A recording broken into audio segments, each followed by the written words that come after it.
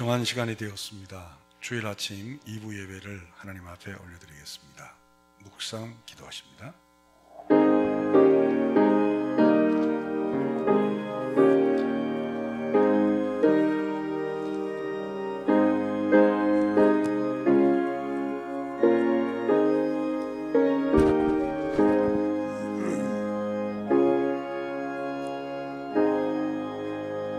김성광 장로님 대표기도십니다.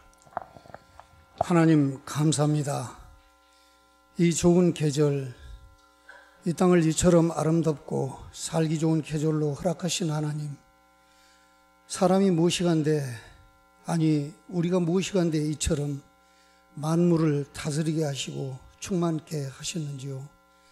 하늘을 두루마리 삼고 바다를 먹물 삼아도 우리들의 필설로는 헤아릴 수 없는 그 한없는 하나님의 은혜에 이 시간 감사와 찬양 그리고 경배를 드립니다. 비록 세상은 우리들의 삶을 힘들게 하지만 지금까지 지내온 모든 삶을 돌아볼 때에 오직 나의 나된 것은 다 하나님의 은혜라 고백할 수밖에 없사오니 이 시간 우리를 불쌍히 여기시고 긍휼을 베풀어 주시옵소서. 본래 허물과 죄밖에 없는 저희들을 불쌍히 여기시고 우리를 부르셔서 주의 자녀로 삼아 주셨으니 주의 말씀에 눈을 뜨게 하시고 귀가 열리게 하시며 마음문을 활짝 열게 하여 주시옵소서. 거울에 비친 추한 나의 모습을 지워버리시고 오직 주의 영광만이 드러나는 모습으로 변화되게 하여 주시옵소서. 우리들의 삶 고비마다 우리가 걸어가는 발자국마다 예수의 흔적이 남아있는 삶이 될 수 있도록 우리를 축복하여 주시옵소서. 이 시간 말씀을 선포하시는 우리 사랑하는 락이동 목사님을 영육간에 늘 강건하게 하시고 또한 성령 충만한 가운데 민족 복음화와 교회 회복 사역 잘 감당케 하여 주시옵소서. 오늘도 깊은 묵상을 통하여 예비하신 말씀을 선포하실 때에 말씀의 능력과 권세가 있게 하시고 듣는 모든 성도들에게 은혜가 넘치는 시간 되게 하여 주시옵소서. 또한 영상으로 함께하는 성도들에게도 충만한 은혜의 시간이 될 수 있도록 축복하여 주시옵소서. 특별히 5월은 가정의 달로 허락하셨사오니 각 가정을 향하여 그리고 이웃과 스승과 제자를 향하여 주께서 주신 말씀을 기억하며 서로를 세워가고 나누는 그 아름답고 풍요로운 사회가 될 수 있도록 이 나라와 이 민족을 축복하여 주시옵소서. 모든 걸 감사드리며 우리 주 예수 그리스도 이름으로 감사드리며 기도합니다. 아멘.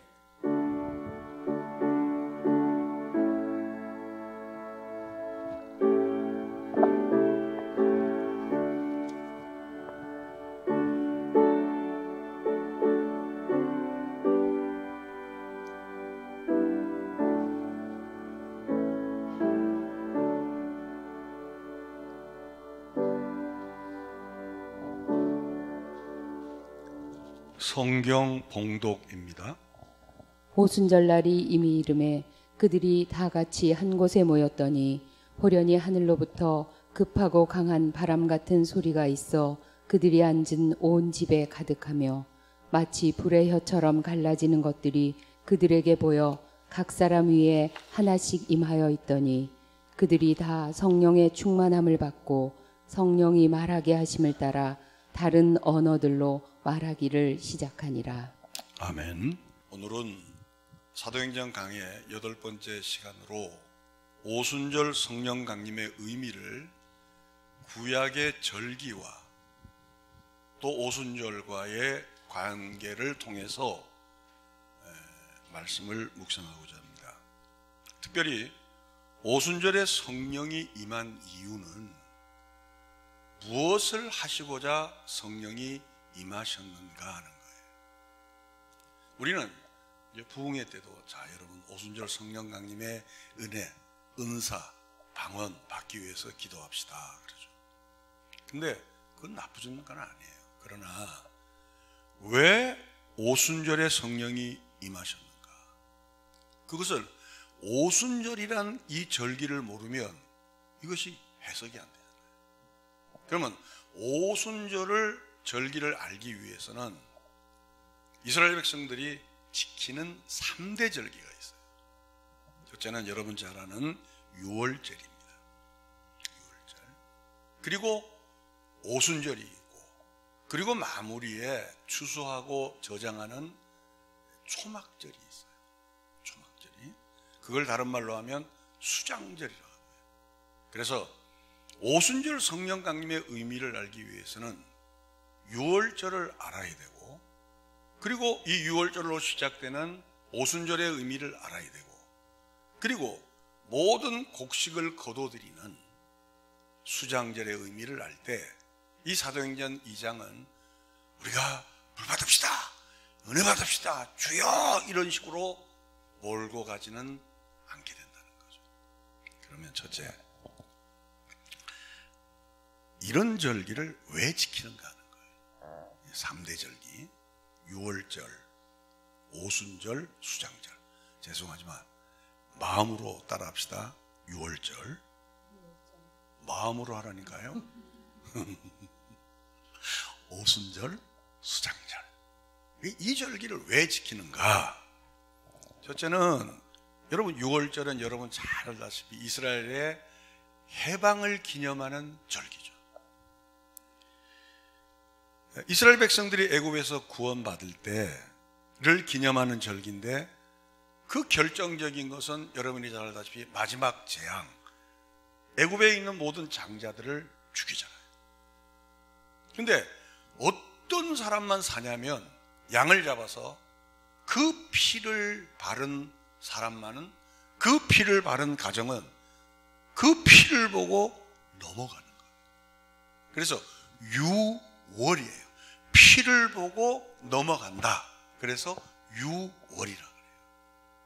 자, 그러면 성경에는 어떻게 기록되어 있는가? 레위기입니다. 안식일 이튿날 곧 너희가 요제로 곡식단을 가져온 날부터 세어서 7 안식일의 수요를 채우고 7 안식일 이튿날까지 합하여 50일을 계수하여 새 소제를 여호와께 드리되, 너희의 처소에서 10분의 2 에바로 만든 떡 2개를 가져다가 흔들지니 이는 고운 가루에 누룩을 넣어서 구운 것이요 이는 첫 요제로 여호와께 드리는 것이며, 너희는 또 이 떡과 함께 1년 된 흠없는 어린 양 7마리와 어린 수소 1마리와 숫양 2마리를 드리되, 이것들을 그 소제와 그 전제 제물과 함께 여호와께 드려서 번제로 삼을지니 이는 화제라. 여호와께 향기로운 냄새며, 또 수렴소 하나로 속죄제를 드리며 1년 된 어린 숫양 2마리를 화목제물로 드릴 것이요, 제사장은 그 첫 이삭의 떡과 함께 그 2마리 어린 양을 여호와 앞에 흔들어서 요제를 삼을 것이요, 이것들은 여호와께 드리는 성물이니 제사장에게 돌릴 것이며, 이날에 너희는 너희 중에 성회를 공포하고 어떤 노동도 하지 말지니 이는 너희가 그 거주하는 각처에서 대대로 지킬 영원한 규례니라. 자, 이렇게 읽으면 도대체 나보고 뭐 하라는 얘기냐 이렇게 나올 거예요. 그죠? 어렵죠. 왜? 신학하는 목사님들도 어려워요. 그러나 우리가 이럴 때 한번 읽는 것도 굉장히 중요하죠. 15절을 다시 제가 한번 읽어보겠습니다. 그러면 아주 쉬워요. 15절, 안식일 이튿날과 너희가 요제로 곡식단을 가져온 날로부터 세워서 7 안식일의 수요를 채우고 7 안식일 이때까지. 그러니까 여러분, 한 주간이 며칠이죠? 7일이죠. 그 7 안식일을 지내는 데 7, 7, 49죠. 순 개념은 10개념이죠. 초순, 하순, 중순이죠. 그러니까 안식일 이튿날은 뭐냐면 유월절을 지나고 무교절을 지나고 주님이 부활하신 그날을 기념하기 위해서 안식일이 있잖아요. 그죠? 그 안식일을 지나고 77 49. 자, 거기까지만 기억하고 다 잊으셔도 돼요. 이제부터 설명이 들어가겠습니다. 그러니까 유월절이 지나고 여기서는 안식일 이튿날, 곧 오늘날로 말하면 우리가 주일을 지키는 이유가 주일이니까 주일을 지킨다 그러니까 문제가 되는 거예요. 그러니까 로마에도 태양신을 지키는데 왜 기독교가 태양신을 지키는가 하면서 안식일로 돌아가자. 그게 안식교예요. 네, 우리가 말하는 6월절이 지나고 안식 후 첫날이라는 것은 예수님이 뭐 하신 날? 부활하신 날이죠. 아멘? 부활하신 날이죠. 그러니까 6월절과 예수님의 역사는 관련이 있어요. 그것이 레위기에 기록될 정도면, 여러분 레위기는 보세요. 지금부터 4,000년, 5,000년 전에 기록된 책이에요. 그러니까 이미 그 레위기 책에서 오실 예수 그리스도가 어떤 길을 걷는가를 설명한 거예요. 그러니까 6월절을 지나서 7749, 이 50일 되던 날이 무슨 절이다? 오순절이다. 이해가시면 아멘? 오순절이다. 자, 이거를 이제 설명하기 위해서는, 그러니까 구약에 나오는 모든 예표, 모든 내용은 그 중심이 누구라는 걸 알죠? 우리는 예수님이라는 걸 알죠. 자, 요한복음 1장 29절을 들어가 보도록 하겠습니다. 이튿날 요한이 예수께서 자기에게 나아오심을 보고 이르되 보라, 세상 죄를 지고 가는 하나님의 어린 양이로다. 이 하나님의 어린 양이라는 것은 이건 출애굽기에서 끌고 오는 거예요. 왜? 출애굽기에서 죽음의 사자가 왔을 때 그 죽음을 보고 넘어간다 해서 6월절이라고 그랬잖아요. 그러니까 피를 내기 위해서는 누구를 잡아야죠? 양을 잡아야죠. 그래서 이스라엘 백성들은 그 양을 잡을 때 독특하게 잡아요. 양을 딱 잡고 목을 따요. 그러면 양이 보세요. 피를 쏟으면서 어떻게 돼요? 죽어가죠. 그러니까 이 피가 곧 생명인 것을 어릴 때부터 이스라엘 백성들은 교육을 받는 거예요. 교육을. 그러니까 세상 죄를 지고 가는 하나님의 어린 양이라는 것은 우리의 많은 죄를 대속할 분이 저분이구나 하는 것을 6월절에서 끌어오는 거예요. 이게. 아멘. 6월절에서. 제가 왜 이렇게 장황하게 설명하냐면 오순절 성령 강림을 위해서 오순절을 알지 못하고 성령 강림만 강조하니까 한국교회가 지금 이렇게 무질서하게 된 거예요. 사실 은혜 받은 사람치고 인격 좋은 사람이 많지 않아요. 목사님, 그래서 저는 은혜 안 받습니다. 그러면 할 말 없지만 진짜 교회에서 펄떡펄떡 뛰는 사람치고 인격이 정말 좋은 사람이 없는 이유가 뭐냐? 오순절의 의미를 모르기 때문이죠. 그러니까 6월절이든 오순절이든 수장절이든 다 누구와 연관이 있다? 예수님하고 연관이 있다. 네, 거기까지 하고 다시 또 다른 부분으로 들어가겠습니다. 자, 그러면 두 번째, 예수님께서 언제 잡히셨나 하는 거죠. 자, 예수님의 최후의 만찬은 6월절 만찬이에요. 최후의 만찬은 6월절 만찬인데 그날로부터 한 주간이 무교절이에요. 무교절이라는 것은 누룩 없는 떡을 먹는다, 이런 뜻이죠. 그리고 이 6월절과 무교절에 잡히어서 죽으시고 금요일날 죽으시고 주일날 부활 후 첫날 부활되신 그날을 기념하기 위해서 그날부터 40일 동안 또 가는 거예요. 그러니까 6월절부터 시작하면 77 뭐요? 49절. 그렇게 예수님하고 6월절과 오순절이 연관관계가 있어요. 그러니까 예수님은 부활하고 나서 이 땅에서 몇 년 계셨죠? 며칠 계셨죠? 40일 계셨죠. 40일. 그러니까 그 부활하고 40일인데 부활 전에는 6월절을 거치고 무교절을 거친 거예요. 여러분은 신학을 하지 않으니까 6월절은 예수님의 그 애굽의 사건과 연관이 되고 예수님이 그 만찬은 6월절 만찬이고 6월절과 시작한과 동시에 무교절도 같이 진행되는구나라는 것을 알면 되죠. 그리고 요제를 흔든다는 것은 보세요. 아까 레위기에 요제를 흔들었다는 얘기가 있잖아요. 그것은 바로 뭐냐면 죽은 나무가 흔드는 거예요. 죽은 나무가. 즉 예수님이 다 죽었는데 하나님의 능력으로 부활하셨잖아요.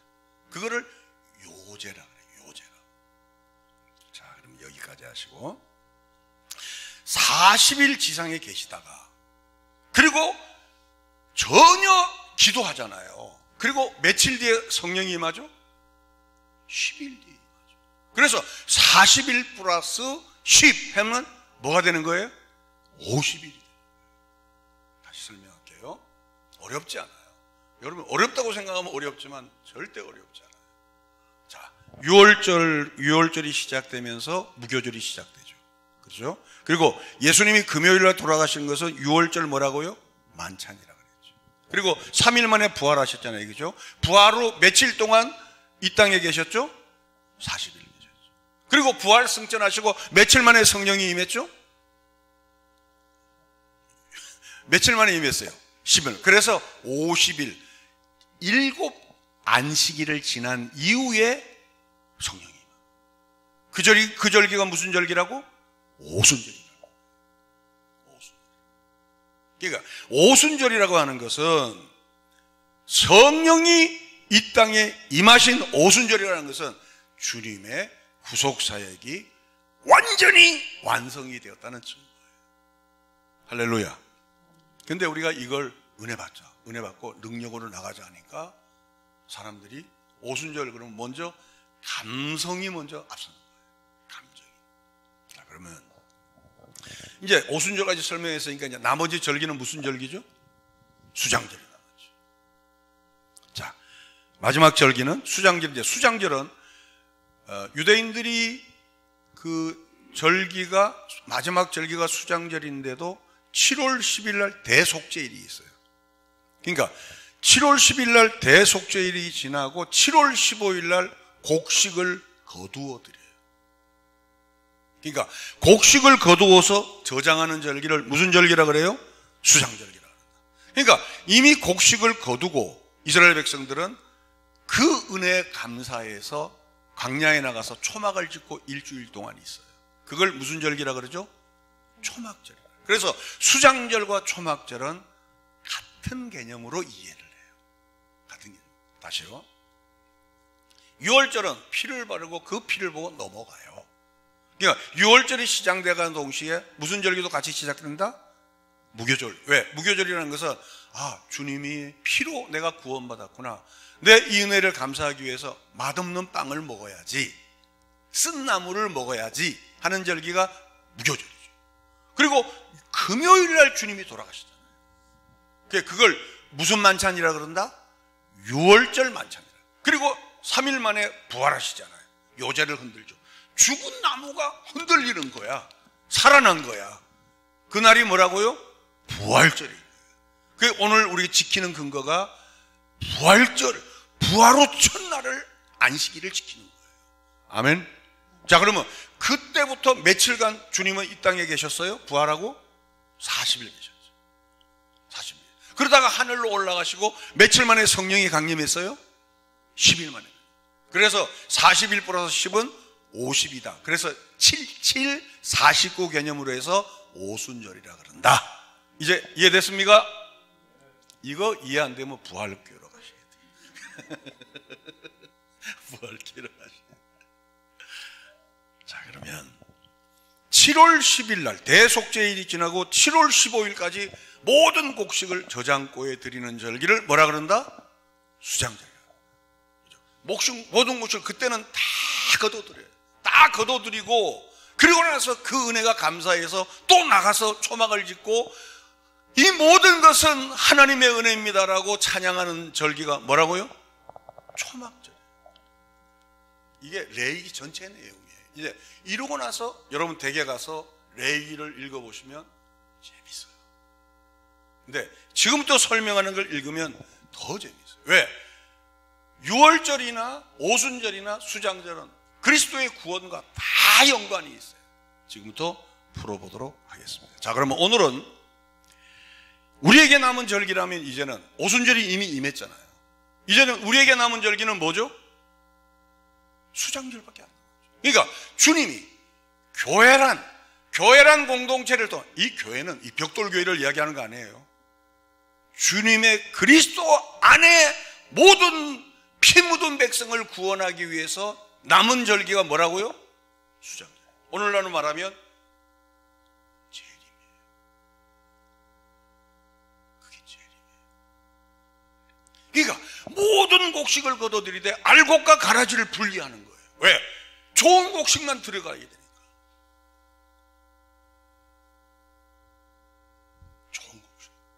그러니까 오순절 성령 강림이 임하면 우리가 뭐라 그랬어요?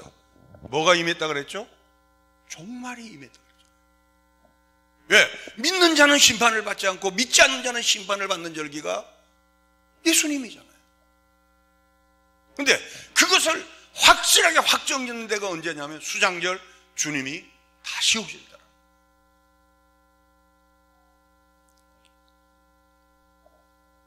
예수님의 재림으로 완성이 되는 거죠. 왜? 그때는 알곡과 가라지고 분리되니까. 자, 그래서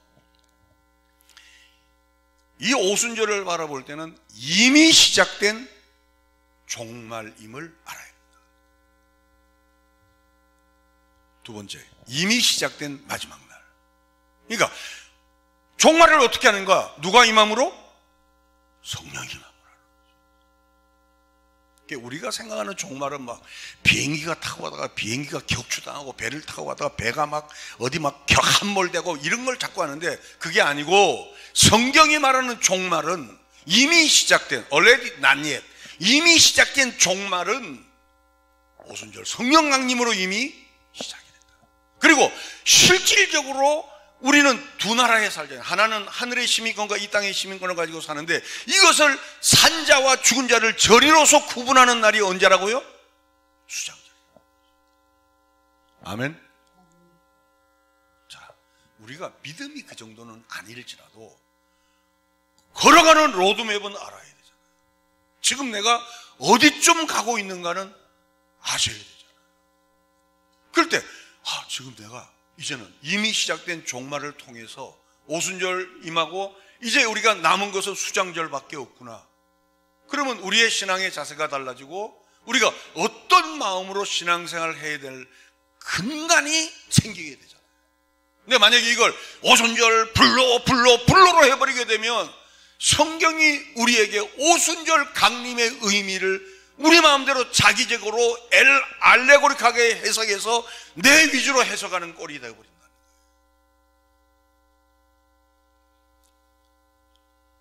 이미 종말은 오순절 성령 강림으로 시작이 되었고 물론 마지막 날에 주님이 수장절로 오시지만 이미 시작이 되었다. 성령이 오시면 종말의 사건이다. 이걸 우리 신앙생활에서는 잊어서는 안 돼요. 성령이 오십니다.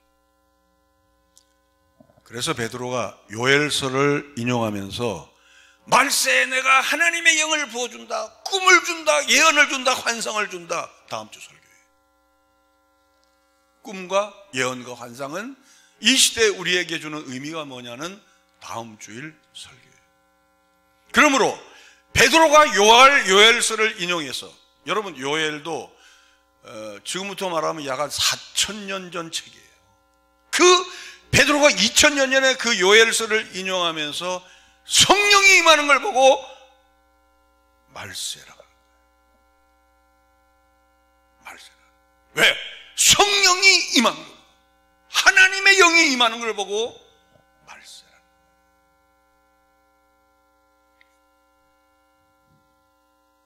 말세라고 하는 것은 난리가 나고 전쟁이 나고 막 홍수가 나고 기근이 나는 걸로 자꾸 우리는 시청각적으로 몰아가는데 그게 아니고 하나님의 약속인 말씀을 다 이루시고 끝내면 그게 종말이에요. 여러분 시작한 분이 있으면 마치는 분도 있잖아요. 그렇잖아요. 이 지구가 그대로 갈 것 같습니까? 응? 이 지구가 그대로 갈 것 같냐? 지금 이 지구는 점점 못 쓸 곳으로 변하잖아요. 그걸 이 지구를 창조하신 그분이 두 팔 끼고 니들 알아서 해 그러시겠어요? 여러분 알파와 오메가라는 게 뭐예요? 시작도 있고 끝이 있는데 그 시작과 끝은 우리가 모른다는 거예요. 그래서 오순절 성령 강림이 임하고 제자들의 혀가 불같이 되었다는 얘기는 우리도 뜨겁게 혀가 불이 되자가 아니고 종말이 임했구나. 그러니까 즉 종말이 임한 것은 이미 심판이 시작되었다는 것을 알게 돼요.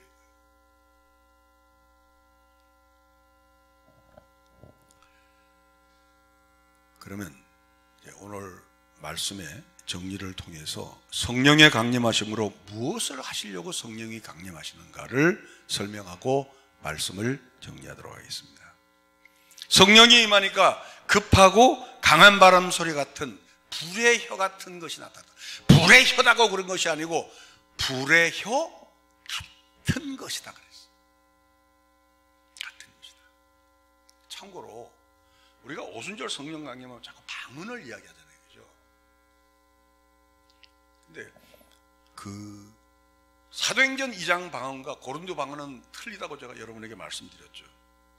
무슨 얘기냐면 사도행전의 방언은, 사도행전에 나오는 방언은 제가 한국말로 해요. 근데 여기 20개국의 사람들이 앉아 있어. 근데 내가 한국말로 하는데 20개국의 사람들이 자기 나라 말로 다 듣는 거예요. 그게 사도행전의 방언이에요. 지금 그런 방언이 있어요, 없어요? 에? 없죠. 그런데 고린도 방언은 뭐냐면 자기가 말하면서도 이게 무슨 말인지를 모르고 하는 방언이 고린도 방언이에요. 그러니까 고린도 방언이 틀리고 사도행전 방언이 맞다가 아니고, 사도행전의 방언은 나는 한국말로 하는데 미국 사람도 알아듣고 소련 사람도 알아듣고 중국 사람도 알아듣고 이태리 사람도 알아듣는 거예요.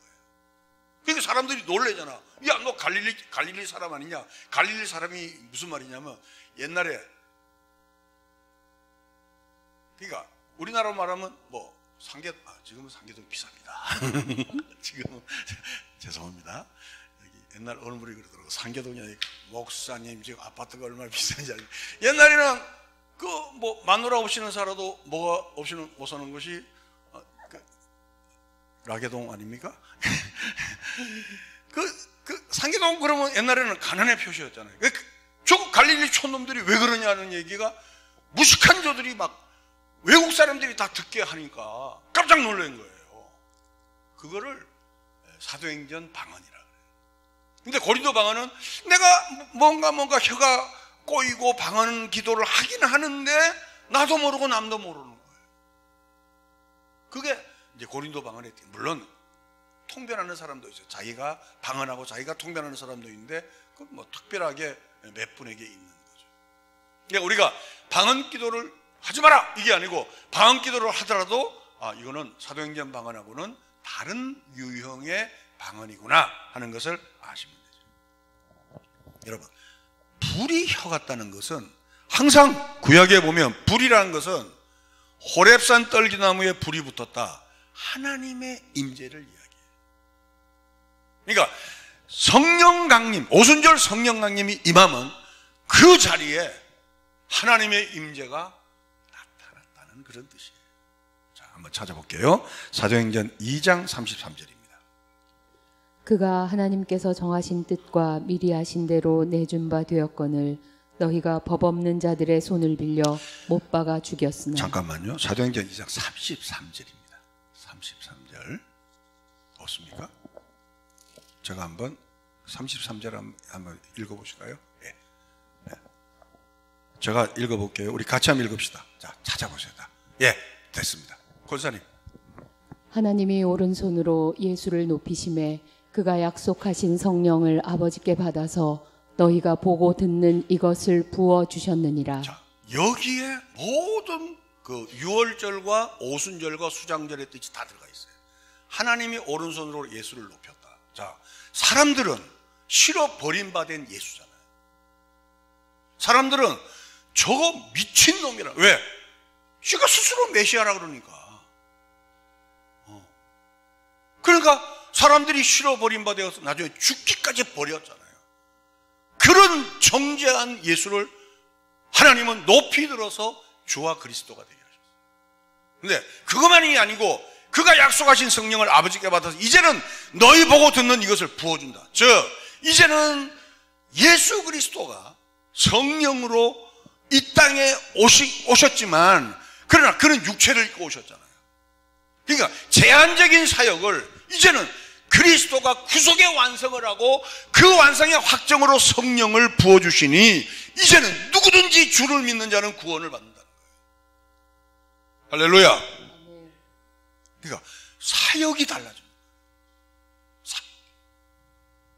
뭐 이런 얘기하면 신학적으로 문제는 있어요. 그러나 문제는 있지만 좀 쉽게 설명하기 위해서 예수님이 하신 사역보다는 우리 사역이 더 클 수가 있다. 왜? 무슨 얘기냐? 예수님은 영등포만한 나사렛인 동네에서만 계셨어. 근데 우리는 미국도 가서 복음 전하고 어디 가서 복음 전하고 복음 전하잖아요. 그게 왜 그런가? 아버지께 받아서 이것을 부어주셨기 때문이다. 할렐루야. 다른 거죠. 구약시대 성령론하고 신약시대 성령론은 차이점이 그거잖아요. 제가 언젠가 설교한 것 같은데, 예를 들어 다윗은 일생에 3번 기름 부음을 받았다 그랬죠. 한 번은 사무엘에게 받고, 한 번은 유대 장로에게 받고, 한 번은 이스라엘 장로들에게 받았죠. 유대 장로, 이스라엘 장로라는 뜻은 이렇게 남한, 북한 있잖아요. 38선이 있죠. 유다 지파를 중심으로 이루어진 나라는 남한 쪽이에요. 북한 쪽은 11지파가 모반에서 세운 나라가 북쪽 이스라엘. 그러니까 다윗은 처음에는 사무엘에게 기름 부음 받고, 두 번째는 유대 장로들에게 기름 부음 받고, 세 번째는 북쪽 이스라엘 장로들에게, 통일된 이스라엘 장로들에게 기름 부음을 받았어요. 자, 보세요. 첫 번째 기름 부음을 받을 때는 자기 동네만 다스렸어요. 사역이. 두 번째 기름 부음을 받을 때는 나라의 남쪽 이스라엘을 다스렸어요. 세 번째 기름 부음을 받을 때는 남북 이스라엘의 기름 부음을 받았어요. 그리고 삼손 같은 사람도 아무리 잘못해도 하나님 내게 능력 주세요 하면 능력을 줬어요. 그리고 잘못하면 그 능력을 빼앗아갔어요. 무슨 얘기냐? 구약의 성령은 주시기도 하지만 빼앗아가기도 해요. 잘못하면. 예. 근데 신약은 우리와 늘 함께 있는 거예요. 할렐루야. 여러분, 예수 믿는 게 얼마나 복이냐. 내가 예수 믿고 집이 잘 됐냐, 아파트가 잘 됐냐, 자식이 잘 됐냐, 그거 논하면 그 사람은 삼류그리스도인이에요. 여러분, 우리는 다윗도 경험하지 못한, 삼손도 경험하지 못한, 에레미야도 경험하지 못한 주의 성령이, 그들에게는 말씀을 전할 때 성령이 있고 그 외에는 거저갔던 떠났던 그 성령이 우리는 24시간 영원히 우리와 함께 거하시잖아요. 이게 오순절 성령 강림이 우리에게 미치는 결정적인 영향이에요. 우리는 이미 누구에 의해서가 아니고 약속한 것을 받아 부어주신 그 그리스도의 은혜로 성령의 기름 부음이 인툴전 우리 안에 뚫고 들어와서 우리가 하나님의 자녀가 된 거예요. 예수 믿는 사람은 현상을 보고 쫓아가는 사람이 아니죠.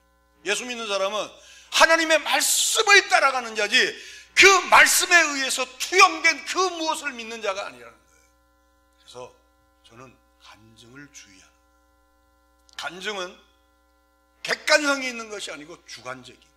내가 새벽기도 1년 하니까 하나님께서 아파트를 주시더라. 기왕 주실 거 강남 주시면 좋지.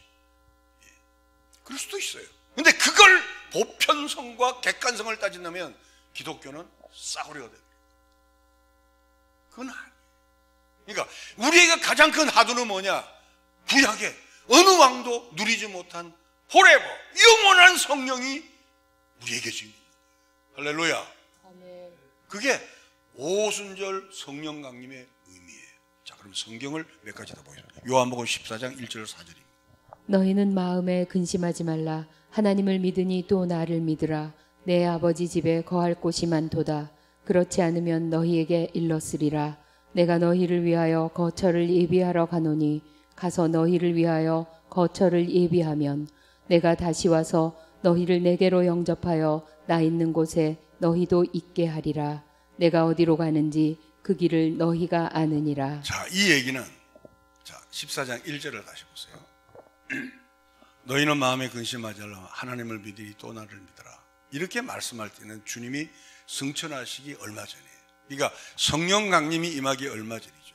그러니까 스승이 간다니까 얼마나 그들이 두렵겠어요. 2절에 보시면 내 아버지 집에 거할 곳이 많다. 그러지 않으면 너희에게 일렀으리라. 내가 너희를 위하여 뭐를 예배하러 간다? 거처를 위하여. 옛날 성경은 처소라 그랬어요. 처소. 자, 이 거처가 뭐냐는 거예요. 그래서 주석을 쭉 봤어요. 요즘 주석은 공부를 많이 안 해도 거쳐 딱 치면 우르르 나와요. 그걸 쭉 보니까 어떤 사람은 천국, 어떤 사람은 맨션, 어떤 사람은 하나님의 집 그러더라고요. 근데 로이 존스 목사님은 요한복음 강의에서 이걸 뭐라 하냐면 너희를 위하여 거처를 예배한다. 아버지께 받아 부은 성령을 너에게 주겠다는 거예요. 그게 증거가 뭐냐? 14장 4절에 보세요. 요한복음 14장 4절 방송실 내가 어디로 가든지 그 길을 너희가 안다. 아멘. 아멘. 만약에 천국을 예배하러 가면 천국은 그곳이잖아요. 우리가. 근데 이 내용의 뜻은 너희를 위하여 처소를 예배하러 가는데 내가 어디로 가든 동으로 가면 동에 있고 서로 가면 서에 있고 미국 가면 미국에 있고 소련에 가면 소련에 있고 북한에 가면 북한에 있는 거예요. 제가 이번에 금요일날 이인영 통일부 장관을 만났습니다. 교회가 할 일, 통일을 위해서 왜 정부가 지금 이렇게 딱 단절됐으니까 교회가 할 일에 대해서 생각을 했어요. 그 이인영 장관이 아주 생각이 좋더라고요. 젊은 분이. 역시 사람은 만나봐야 돼. 만나보면 그 사람에 대해서 평이 이루어져요. 그러니까 그 사람의 꿈은 남북이 잘 사는 것이고 통일이 되는 거예요. 그 대신 적화 통일이 아니고 아주 우리가 처음에 협력하고 독일식 통일을 아주 지향하더라고요. 저도 전적으로 찬성하는 바예요. 우리나라는 통일이 돼야 돼요. 여러분, 통일이 돼야 인구가 1억만 명이 넘어야 경제도 꿀리지도 않고 세계에서 북한이 할 일이 얼마나 많아요. 그죠? 근데 그 북한도 그러기 위해서는 성령의 임함이 있어야 될 줄로 믿습니다. 그렇죠. 그러니까 주님이 말씀하는 거처는 천국이 아니에요. 아버지께 받아서 너에게 줄, 너희가 그 성령을 임하면 너희가 어디를 가든지 내가 너희와 함께 있겠다는 거예요. 내가 어디를 가든지 그 길을 너희가 안다는 거예요. 왜? 성령이 너희 마음에 부어졌으니까. 할렐루야. 그게 오순절 성령 강림의 무지무지한 중요한 뜻이라는 거예요. 이거를 방언하자로 이거를 인용해 버리니까 한국 교회가 이렇게밖에 안 돼요. 여러분 보세요. 내가 유럽에 가면 주님이 계시고 청와대 가도 주님이 계시고 청계천 가도 주님이 계시는데 우리가 말을 함부로 하겠어요? 하는 일을 함부로 하겠어요? 교회 안에만 주님이 계신 줄 아니까 교회 올 때만 성도고 밖에 나가면 그러니까 누구 잘못이냐? 가르친 게 너 아니야. 목사들 잘못이죠. 그렇죠. 그러니까 오늘부터 우리는 여러분 오순절 성령 강림이 여러분의 임한 줄로 믿습니까? 그럼 오순절 성령 강림이 이미 종말이 시작된 줄로 믿습니까? 그렇다면 우리는 행동 거지를 잘하셔야 돼요. 왜? 성령이 같이 있으니까. 부엌에도 있고 친구 만나면 친구에게 있고 또 남편 만나면 남편에게 있고 아내 만나면 아내에게 있고 성령이 거하시는 거예요. 그렇게 되면 한국교회가 얼마나 달라지겠어요. 우리는 사실 우리 믿음이 너무 약해요. 우리 믿음이 마치 딱딱하게 굳은 스토아 철학처럼 화석화되어 있어요. 유연하지가 않아요. 유연하지 않으니까 어떤 문제가 생기냐면 성경 많이 봐? 기도 몇 시간에? 이거로 나가는 거예요. 아니요. 몇 시간? 모든 일에 오순절 성령 강림으로 주님은 우리와 함께 있고 우리를 떠나지 않는다는 거예요. 할렐루야. 나 어저께 탁 목사님 얘기 듣고 얼마나 화가 났는지. 나도 이제 조금 있어 원로 목사 되는데 진짜 화나더라. 자기가 평생 듣지 못한 얘기를 들었더라. 무슨 얘기냐? 쌍욕 들은 거지. 그래 내가 그 친구가 누군지 알고 이거 찾아갔어. 집에 가서 설교 묵상할 시간에 찾아보니까 말이 거칠더라. 여러분 설교는 그 사람의 인격이 나타나는 거예요. 우리가 강의하잖아. 교수님 강의하면 1시간 강의 들으면 저 교수님은 이런 스타일 나타나는 거야. 그렇구나. 그러면서 탁 목사가 그런 얘기를 하는 거야. 이 내용은 원로 목사가 안 듣겠지. 들어도 할 수 없고 목사님 저 큰 실수 하나 있습니다. 왜냐? 신학이 같은 교회를 찾아야 되는데 그걸 못 찾았다. 다 누구 잘못이냐? 네 잘못이지. 그러고 말했는데 내 잘못이라 그랬어요. 내 잘못이라. 참 마음이 아파요. 교회 올 때 인격하고 집에서 인격하고 다르면 안 돼요. 어느 목사님이 집에서 하도 혈기를 부리고 막 밥상을 뒤집고 교회 와서는 사랑합니다. 할렐루야. 그러니까 어느 사모님이 밤에 이불을 갖고 강단에 올라왔대. 여보, 우리 여기서 삽시다. 그러더래. 왜 이런 문제가 생기는가? 오순절 성령 강림을 뒤집어 해석했거든. 여러분, 지금 우리에게 남은 건 수장절이잖아. 산자와 죽은 자를 심판하실 그분에게 너 착하고 잘했구나. 너 뭐 한 거야? 예수 믿으면 너 하는 일이 완전 개판 쳤구나 그럴 거 아니야. 유튜브 잘 봐요. 뭐 지금 뭐 휴대폰 뒤지고 있어. 유튜브. 그럼 유튜브에서 내가 언제 봤어요? 그렇잖아요. 여러분, 이거 하나만 기억하자. 다른 사람이 없어도 주님은 나의 가는 길을 아신다. 그러면 우리의 말, 예의, 매너, 에티켓, 다른 사람을 배려하는 힘, 고결한 인격적인 분이다. 여러분, 사돈을 만났는데 예를 들어 뭐 거칠게 말이야 막 이런 사람이 어디 있어요? 사돈 막 하고 나서야 무슨 말 하는지 모르겠지만, 근데 사돈이 아니고 우리는 하나님 앞에 늘 우리와 함께 동행하잖아. 그리고 또 뒤에 수장절이 있잖아. 좋은 곡식만 거둬들이는 수장절이 우리 앞에 기다리고 있잖아. 재림. 근데 그걸 우리는 등한시한다. 한국교회는 이번 코로나 사태를 통해서 다시 한번 저는 변화될 줄로 믿습니다. 왜 제가 믿냐면 요즘 젊은 목사님들 설교를 너무너무 잘하는 거야. 그리고 너무너무 신학적으로 잘해요. 여러분, 우리 교회도 민 목사님 설교도야 이렇게 일부 설교 들어오면 엄청나요. 앞으로 여러분 2부 시간에 잠자는 분은 1부를 동참하시기 바랍니다. 1부를 동참해서 안수 기도까지 받으시기 바랍니다. 자, 한 군데 더 볼게요. 요한복음 14장 16절.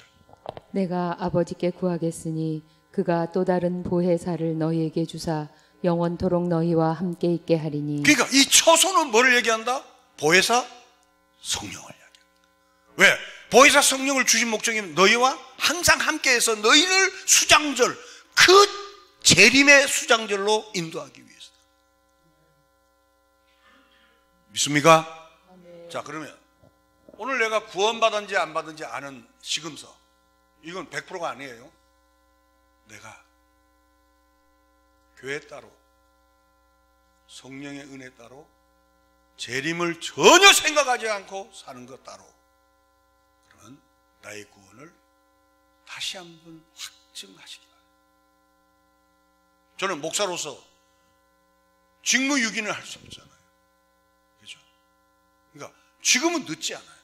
천국하고 이 땅의 차이점이 뭐냐면, 이 땅은 회개할 기회가 있어요, 없어요? 있죠. 근데 천국은 회개할 기회가 없어요. 부자만 나사로에서 나오잖아요. 아브라함이여, 나를 내 자녀에게 보내면 다시 이곳에 오지 않도록 내가 간청하겠다니까 냅둬라. 선지자와 예언자의 말을 듣지 않는 자는 누가 가도 돌아서지. 한 군데만 더 보겠습니다. 로마서 8장 14절입니다. 무릇 하나님의 영으로 인도함을 받는 사람은 곧 하나님의 아들이라. 너희는 다시 무서워하는 종의 영을 받지 아니하고 양자의 영을 받았으므로 우리가 아바 아버지라고 부르짖느니라.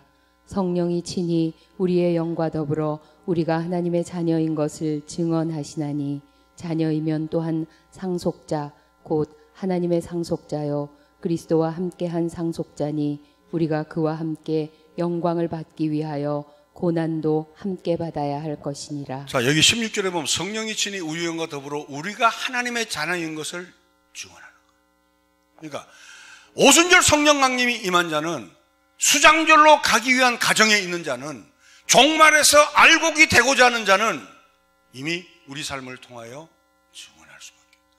17절에 보시면, 여기 제가 읽을게요. 자녀이면 또한 상속자고 하나님의 상속자요 그리스도의 영광이 상속자니 우리가 그와 함께 영광을 받기 위하여 고난도 즐겁게 받을 줄 아는 자다.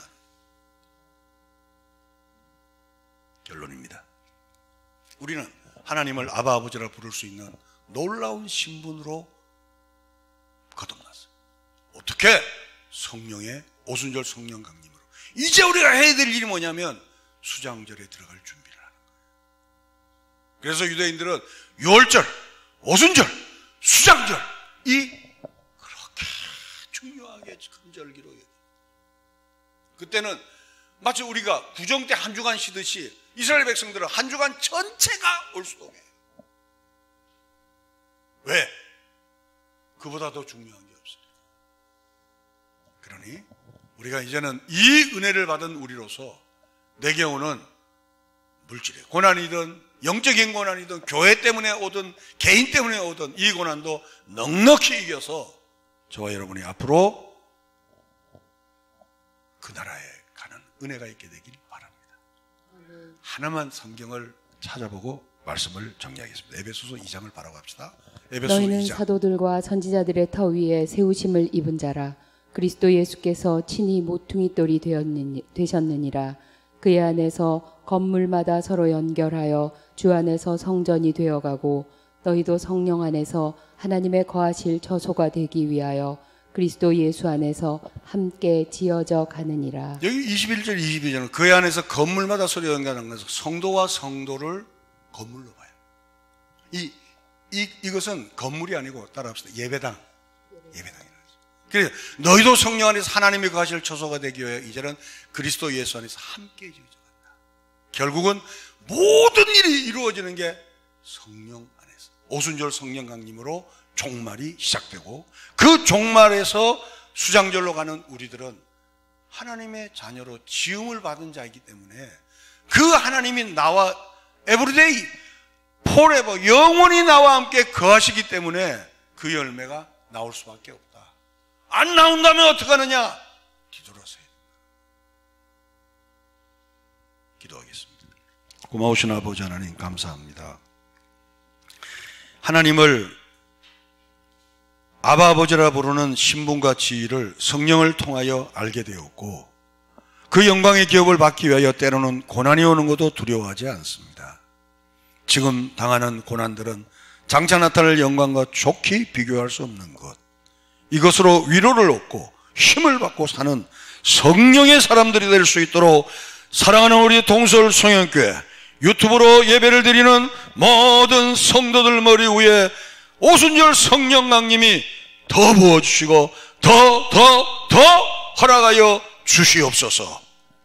예수님의 이름으로 기도하옵나이다. 부활이요 생명이신 우리 구주 예수 그리스도의 은혜와 하나님 아버지의 극진하신 사랑하심과 성령님의 교통 충만하신 그 은혜가 오순절 성령 강림의 의미를 깨닫고 나에게 처소를 삼고 수장절로 향하는 하나님의 은혜를 알고서 낙심하거나 교만하거나 좌절하거나 너무나 자만하지 않는 십자가의 길을 졸래 따라가기를 원하는 사랑하는 모든 동서울 성교회 성도 머리 위에와 유튜브로 예배드리는 성도 머리 위에와 사랑하는 탁동규 목사님의 목회 현장 위에 하나님의 은혜와 위로가 이후로부터 영원토록 함께 있을지어다. 아멘.